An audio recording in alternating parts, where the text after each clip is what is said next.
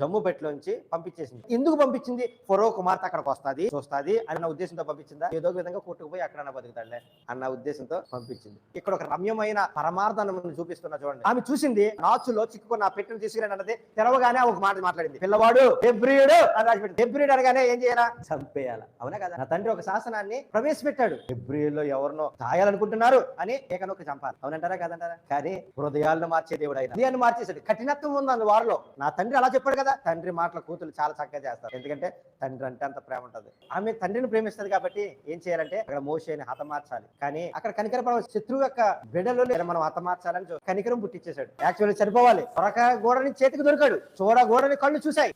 చూసినప్పుడు ఏం చేశాడంటే దేవుడు ఆమె హృదయాన్ని కనికరంతో నింపేశాడు. హెబ్రీ కుమారుడు అని చెప్పేస్తుంది. హెబ్రీ కుమారుడు తండ్రికి ఇష్టం లేదంటే తనను పెంచడానికి ఒక హెబ్రీ స్త్రీ నాకు కావాలి అని అడిగింది బిడ్డలారా. ఇప్పుడు కఠినమైన ఆమె యొక్క హృదయాన్ని కనికరముగా మార్చాడు. కనికర పడిందంట.